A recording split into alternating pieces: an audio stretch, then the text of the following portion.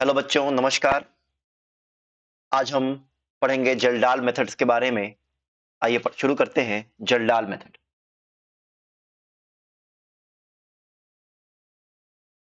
जल्डाल्स method. देखो बेटा, nitrogen के क्वांटिटेटिव एस्टिमेशन के लिए दो इंपॉर्टेंट तरीके हैं। एक तो होता है जल्डाल्स मेथड और दूसरा होता है ड्यूमास मेथड।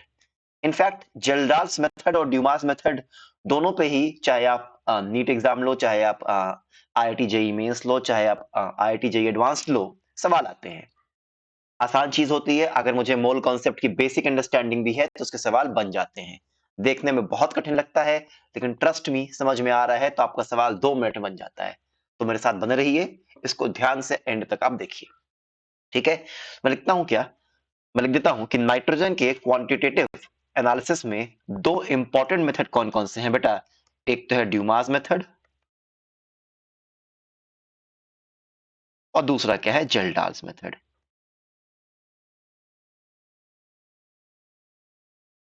तो देखो बेटा, सबसे पहले इस आप डायग्राम को आप एनालाइज करो। ये डायग्राम मैंने एनसीईआरटी से लिया है और हो सकता है कभी एग्जाम में इसकी आपको लेबलिंग को भी आ जाए। अब जल्डाल मेथड में करते क्या है बेटा, समझो आप। जो भी हमारा नाइट्रोजन कंटेनिंग कंपाउंड होता है, जो भी हमारा नाइट्रोजन कंटेनिंग कंपाउंड होता है बेटा, उसको हम हीट करते हैं कॉन्क H2SO4 में along with copper sulphate and K2SO4। क्या मेरी बात समझ में आ रही है, बताइए। ठीक है ना। अब होता क्या है, जब हम ऑर्गेनिक कंपाउंड कंटेनिंग नाइट्रोजन को हम हीट करते हैं with conc H2SO4 in the presence of K2SO4 and CuSO4 which act as a catalyst।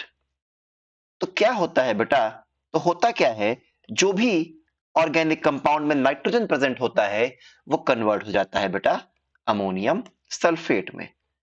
क्या मेरी बात समझ में आ रही है। तो हुआ क्या, जलडाल फ्लास्क में जो organic compound plus conc H2SO4 और CuSO4 के साथ साथ K2SO4 लिया गया था बेटा, उसने नाइट्रोजन को कन्वर्ट किसमें कर दिया, अमोनियम सल्फेट में। क्या मेरी बात समझ में आ रही है आपको बेटा। अब जो अमोनियम सल्फेट इस जलडाल फ्लास्क में बना, उसमें हम लोग क्या करते हैं, उसमें हम ऐड करते हैं NaOH। उसमें हम क्या करते हैं बेटा, NaOH। अब अगर आपको इनऑर्गेनिक केमिस्ट्री की बेसिक पता है, नहीं भी पता है तो मैं बता देता हूं। किसी भी अमोनियम सॉल्ट में, किसी भी अमोनियम सॉल्ट में जब हम कोई strong base like NaOH add करते हैं तो अमोनिया गैस रिलीज होती है। क्या रिलीज होती है बेटा, अमोनिया गैस। तो ये जो अमोनियम सल्फेट बना, ये जो अमोनियम सल्फेट बना बेटा, इसमें जब हम स्ट्रॉन्ग बेस NaOH डालते हैं, व्हाट हैपेंस कि जो अमोनियम आयन है वो कन्वर्ट किसमें हो जाता है, अमोनिया में। क्या मेरी बात समझ में आ रही है। वो कन्वर्ट किसमें हो जाता है, अमोनिया में। और चूंकि मीडियम तो एक्वस ही है, तो इसको चाहे तो मैं अमोनिया गैस लिखूं, चाहे मैं अमोनिया एक्वस लिखूं, जिसको आप अमोनियम हाइड्रोक्साइड भी लिख सकते हो। अब जो अमोनिया बना वो यहां से पास होगा। अब पास होते होते ये यहां पे आएगा। मेरी बात समझ में आ रही है। अब जितना अमोनिया बना, अब जितना अमोनिया बना बेटा, जितना अमोनिया बना, इसको हम क्या करते हैं, इसको हम एब्सॉर्ब करते हैं with access of standard solution of H2SO4। मैं लिखता हूं absorbed with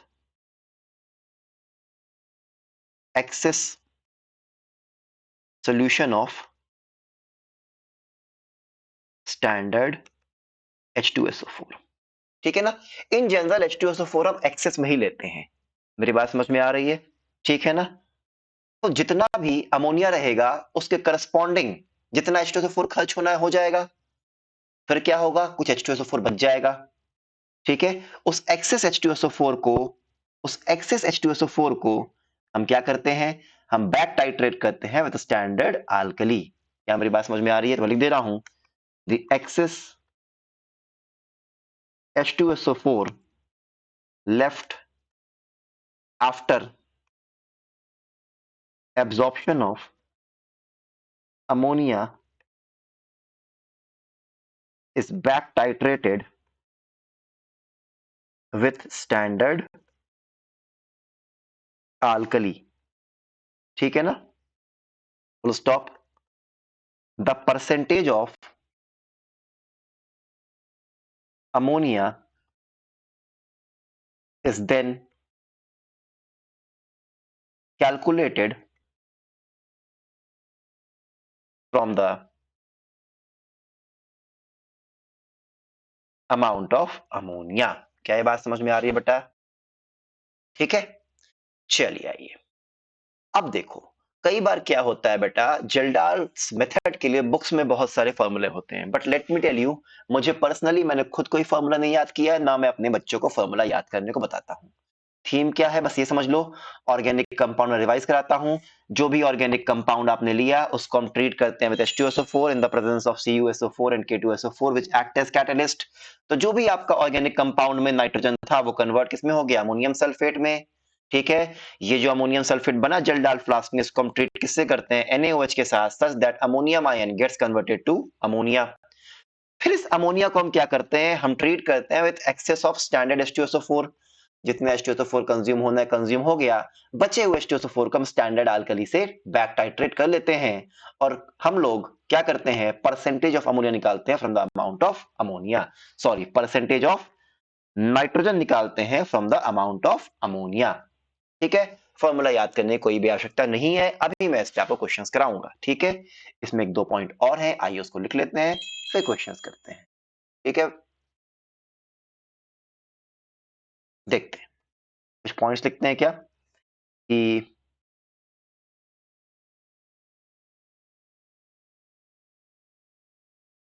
Geldar's method is very suitable to estimate nitrogen in those organic compounds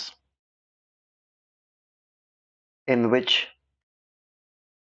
nitrogen is linked to carbon and hydrogen. ठीक है, in fact this method is not used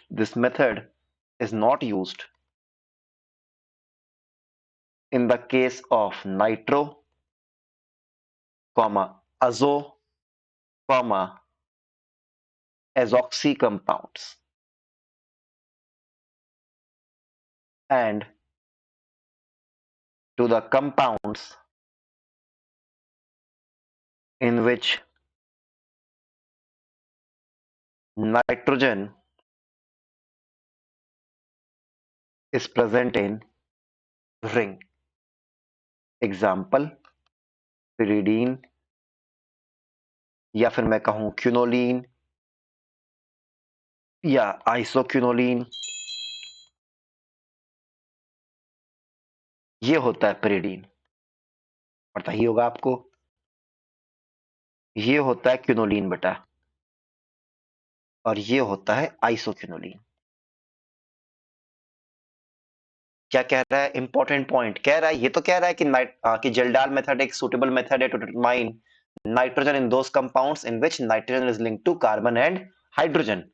हालांकि ऐसे compounds, कौन कौन से compound this method is not used, Kjeldahl method किसमें किसमें use नहीं करेंगे?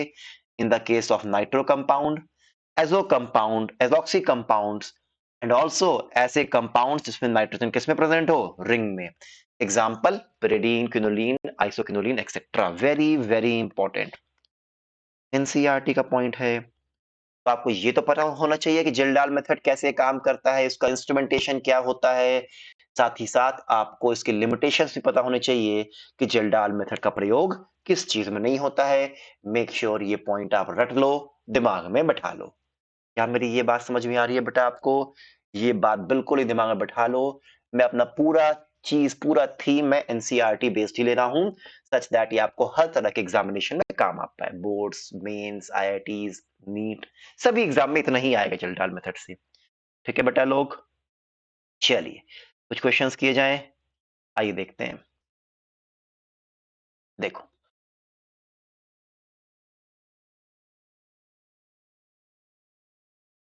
जैसे एक क्वेश्चन लिखता हूं मैं,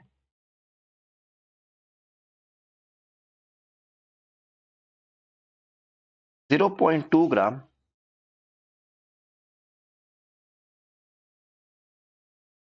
of an organic compound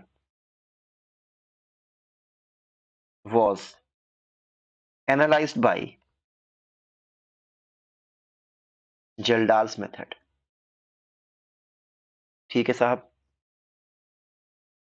full stop. Ammonia evolved was absorbed in 60 ml N by 5 H2SO4. ठीक है, full stop. Unused acid required 40 ml of N by 10 NaOH for complete neutralization. Full stop. Find the percentage of nitrogen in the compound. आइए देखते हैं.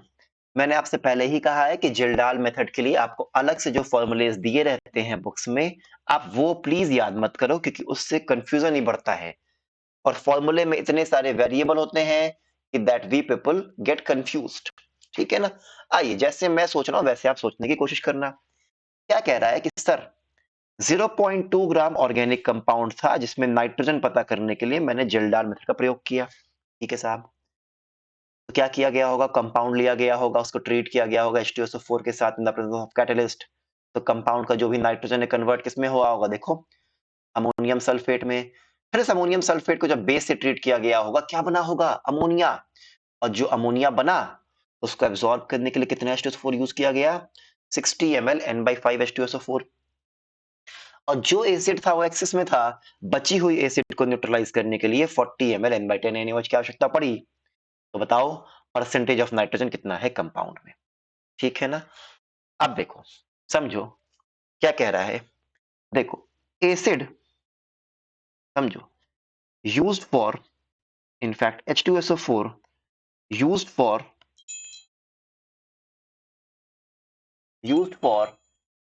Neutralisation, H2SO4 used for neutralization of ammonia. कितना रहा होगा समझो, जितना मैंने लिया इतने H2SO4 तो लिया गया था और कुछ H2SO4 बच भी तो गया. अब बची हुई H2SO4 को क्या किया, NaOH ने न्यूट्रलाइज किया ना.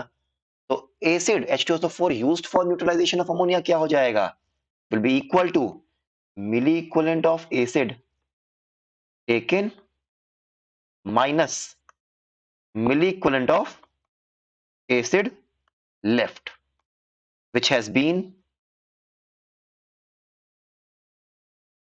neutralized by NaOH. ठीक है. तो कितना मिली इक्विवेलेंट एसिड लिया गया था, 60 इंटू N/5, 60 इंटू 1/5. ठीक है ना.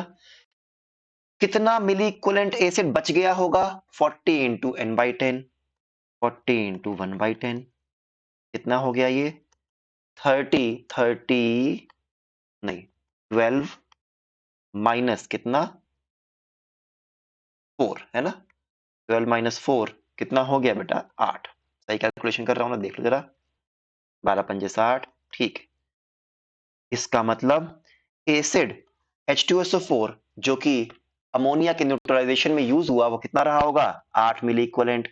हाँ, आपको इसमें कॉन्सेप्ट ऑफ इक्विवेलेंस आना चाहिए कि किसी भी केमिकल रिएक्शन में पार्टिसिपेटिंग स्पीशीज के मिली इक्विवेलेंट क्या होते हैं, सेम होते हैं.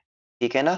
देयरफॉर जब इतना एसिड इतना H2SO4 यूज हुआ for the neutralization of ammonia, तो अमोनिया के भी मिली इक्विवेलेंट्स इतने ही रहे होंगे. Therefore milli equivalent of ammonia कितना रहा होगा, 8 मिली इक्विवेलेंट. और आपको पता है एसिड बेस न्यूट्रलाइजेशन में अमोनिया या अमोनियम हाइड्रोक्साइड का एन फैक्टर कितना होता है, 1. तो milli equivalent of ammonia will be equal to milli moles of ammonia. क्या मेरी बात समझ में आ रही है? देयरफॉर मोल्स ऑफ अमोनिया कितने हो गए बेटा? 8 इंटू 10 की पावर -3।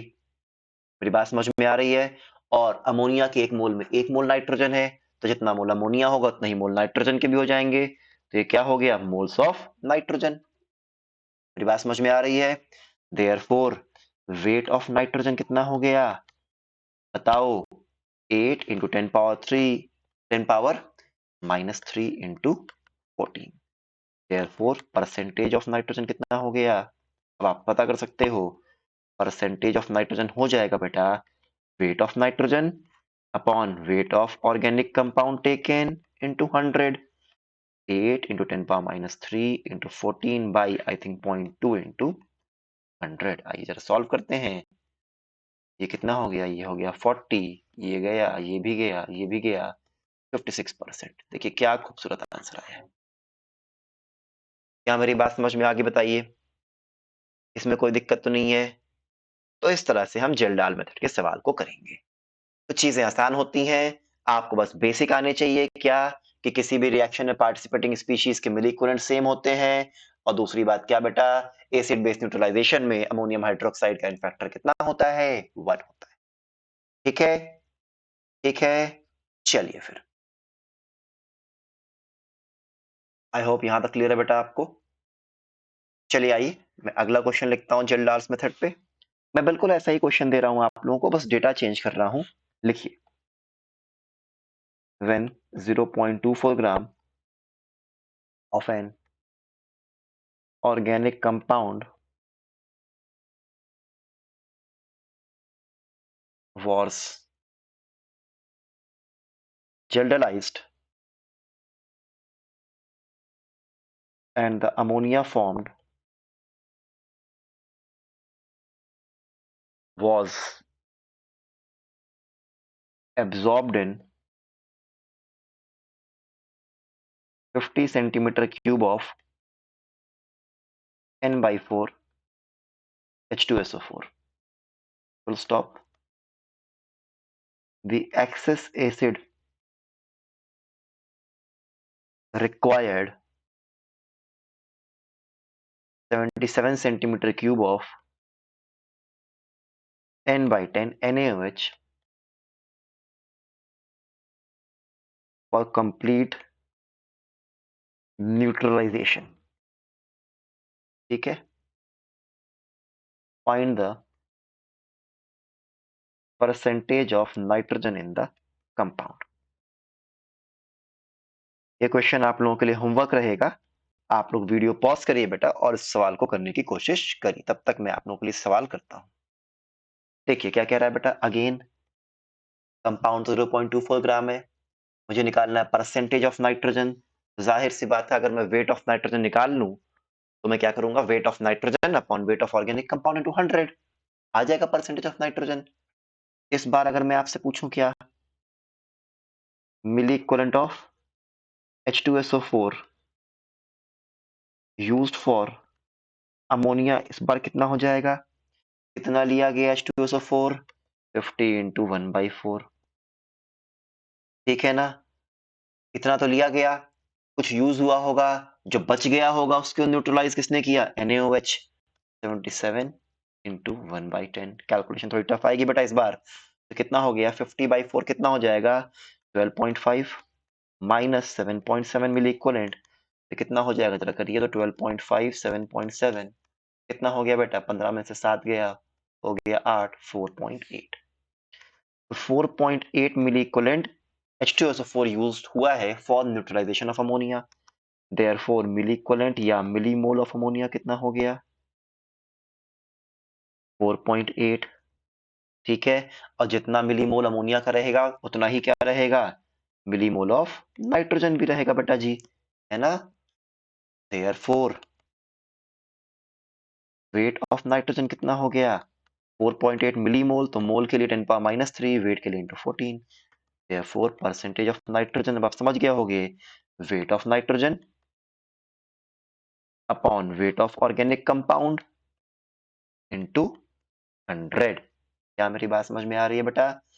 2 डेसिमल हटाओ, एक और 0 लगा दो, 1, 2, 3 0 गया, 10 पावर माइनस 3 गया, ये हो गया 2, 28% is the answer, that's it. क्या मेरी बात समझ में आ रही है? चलिए बेटा, तो आई थिंक मैंने जेल-डाल मेथड क्लियर किया आप लोगों के लिए। आप इसके प्रीवियस ईयर्स क्वेश्चन लगाओ, ठीक है ना? चीजें और भी क्लियर हो जाएंगी। That's it for today, thank you all end of course a very happy learning. Thank you बेटा।